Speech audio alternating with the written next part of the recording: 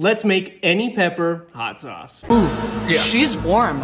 First step is to figure out how much these peppers weigh. These are Santa Fe Grande peppers that we just harvested a couple days ago. I like these because they're a little bit spicier than a jalapeno, and they've got a lot of like citrus flavor in them. They make a really crazy hot sauce without adding any spices or anything like that. So we've got just over 1,000 grams of peppers. So that's good to know. We're gonna keep that in mind for later. Now we're gonna get to cutting these all up.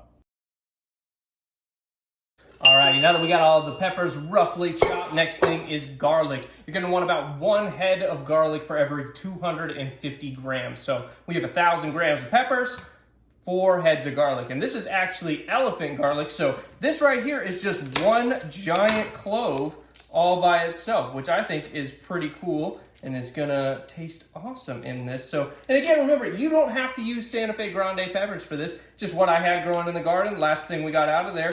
You could use red jalapenos, you could use habaneros, you could use like a lemon ají pepper, whatever you're getting is gonna work awesome in this. So let me just roughly cut this up and we will get right back. All right, so we got the garlic in here, we've got the peppers in here. Next thing we need is some vinegar. You can use apple cider, white wine, just plain vinegar like I got right here. Anything's pretty much gonna do for us. Oh, this is a new bottle. Let's get that open.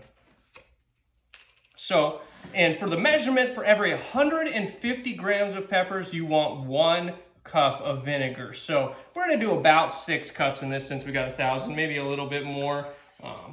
Alrighty, now we're gonna take this to the stove and get it simmering. All right, now we got this simmering. It needs to go for 15 minutes. We'll just check it every now and then. Alrighty, now while we wait for this to cool, the next thing we're gonna get set up is just to blend it real quick. This is nothing special, just a little blender I've got, and we're gonna have to get this in here. I was gonna use this, I think that's a little small. So, just get a measurement, and I'm gonna have to do this in a couple batches, it looks like. We wanna get this nice and smooth.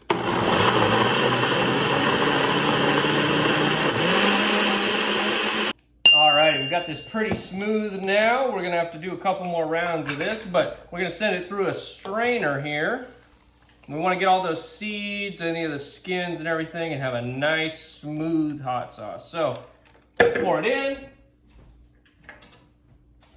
Grab this guy, just push it on through real quick. You'll be left with a bunch of seeds, but that's all right. All right, we're gonna get this back in the big pot. You wanna be careful here. Obviously, you don't wanna get it in your eyes or anything else. So now we're gonna add some sugar and some salt. So you're gonna add a 1/4 cup of sugar for every cup of vinegar you put in. So we put in 6 cups of vinegar, do 1.5 cups of sugar. This isn't exact. It doesn't really matter. We aren't baking. Do whatever you want. You can always add more later.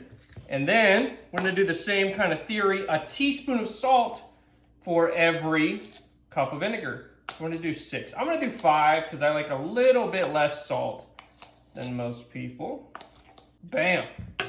We're gonna mix this up real good and then get it on the stove. And then you just wanna cook it on the stove for, 15 to 30 minutes, depending on how thick you like your hot sauce. You still want it to be able to, shake out of a bottle and everything, but you want all the flavors to come together. Be sure to taste it too before you finish up. So that looks pretty good. Let's get this back on the stove. Alrighty, back on the stove for 20 minutes. And I'll meet you guys for a final taste test. It is looking really good though. Alrighty, last thing we need to do is give it a taste. Be sure not to burn ourselves. Make sure we got all that seasoning right. Oh man. Oh, this is hotter than my ones earlier this year, but I think we got all the flavors on right. So go ahead, try and make this yourself. If you guys want a full written recipe, just let me know in the comments. See you later.